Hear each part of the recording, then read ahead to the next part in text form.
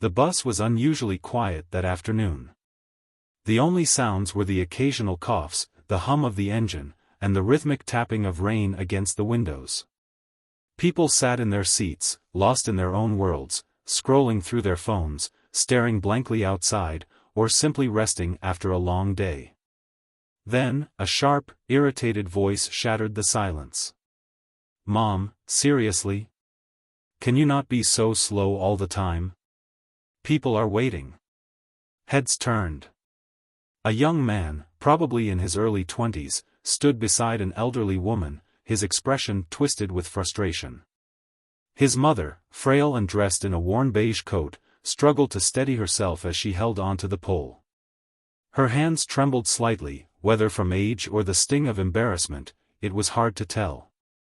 "Jason, I'm doing my best," she said softly, her voice barely audible over the murmurs of the other passengers. Jason scoffed. "Your best? Mom, your best takes forever. You're always slowing me down." A heavy silence settled over the bus. Some passengers shifted uncomfortably in their seats, while others exchanged glances of disapproval. An elderly woman near the front sighed, shaking her head. But no one spoke up. No one dared to interfere. No one except for one man. Jason sighed loudly, his frustration evident in every exaggerated movement. He rubbed his temples as if his mother's very presence was a burden. "I don't get why you have to take the bus anyway. I told you I could call you a ride. But no, you insist on doing everything the hard way." His mother's hands tightened around the pole, her frail fingers gripping it as if it were the only thing keeping her steady, not just physically, but emotionally, too. "I don't mind the bus, Jason. I've taken it my whole life." Jason let out a dry chuckle, shaking his head. "Yeah, and that's exactly the problem. You're stuck in the past, Mom. You still act like we're living in some old movie where people actually talk to each other and don't just move forward." The tension in the air was thick enough to cut with a knife. A young woman sitting a few seats away glanced up from her phone, her brows furrowed in disapproval. An older man near the back shifted uncomfortably in his seat, tapping his cane against the floor as if debating whether to say something. A mother with a toddler on her lap gave Jason a sharp look before shaking her head and whispering something to her child, as if using the moment as a silent lesson, "Don't ever speak to me that way." But no one spoke up. No one ever did. And that's the thing about moments like these, we see them all the time. At the grocery store, in coffee shops, even within our own families. A person mistreating someone who deserves respect. A younger person rolling their eyes at an elder. An impatient sigh. A dismissive tone. We see it, we feel that sting of discomfort, but we say nothing. So let me ask you, if you were on that bus, what would you do? Would you sit quietly and hope someone else steps in? Or would you be the one to say something? Let us know in the comments. These small moments define us more than we realize. And before we continue, if you believe in the power of stories like this, real moments that make us think, that challenge the way we see the world, then take a second to subscribe. It costs nothing, but it helps us keep bringing these lessons to life. Who knows? The next story might be the one that changes your perspective forever. Now, back to what happened next on that bus. Jason crossed his arms, his jaw tight as he looked around. He could feel the weight of the stairs pressing down on him, but he ignored them. In his mind, he wasn't doing anything wrong, just stating facts. His mother was slow. She made everything take longer than it needed to.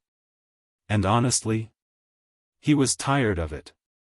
The bus jolted slightly as it moved through traffic, and Jason's mother struggled to maintain her balance. Her frail body swayed, and for a moment, it seemed like she might fall. Instinctively, Jason reached out to steady her, but just as quickly, he pulled his hand back, stuffing it into his jacket pocket instead. She steadied herself, her breath shaky. Still, she said nothing. The bus driver glanced at them through the rearview mirror, his expression unreadable. A teenager with headphones in pretended not to notice. The woman with the toddler sighed again, looking out the window as if wishing she were anywhere else. And then, finally, someone stood up. No one except for one man. Seated a few rows away, a middle-aged man in a worn military jacket quietly observed the situation.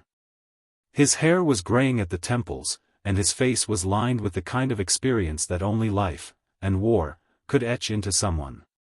Slowly, he stood up, adjusting his stance as if an old injury still haunted him. He walked toward Jason and his mother, his boots heavy against the bus floor.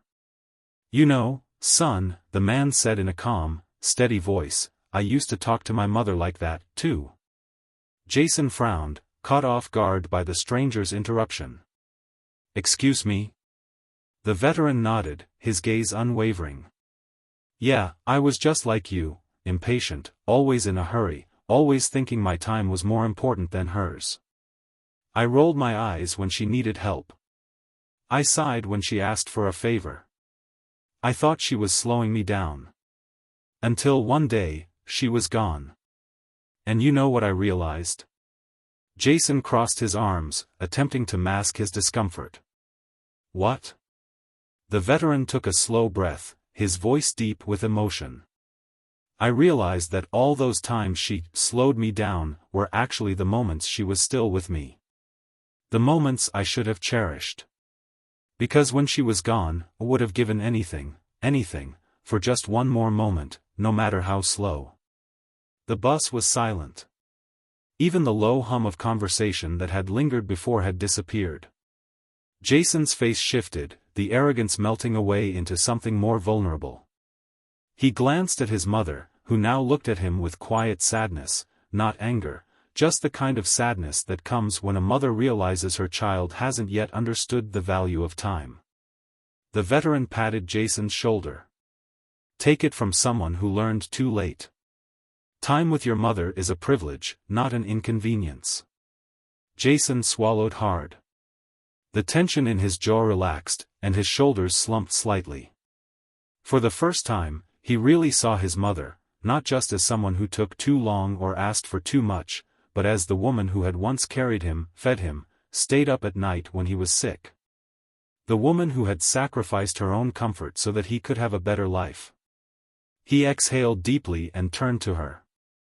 "Mom. I'm sorry." His voice was quieter now, softer. "I didn't mean to be rude. I wasn't thinking." His mother smiled gently, her eyes filled with the kind of forgiveness only a mother can give. "It's okay, Jason." The veteran nodded approvingly and returned to his seat, his job done. The bus began moving again, the hum of the engine filling the space once more. But something had changed. Jason no longer rushed his mother. Instead, he carefully helped her to a seat, making sure she was comfortable before sitting beside her. Sometimes, it takes a stranger to teach us the lessons we should have learned all along. If this story made you think, made you feel, or reminded you of someone in your life, don't forget to subscribe for more. And if you've ever had a moment like this, where someone's words changed your perspective, share your story in the comments. Who knows? Your words might just be the lesson someone else needs today.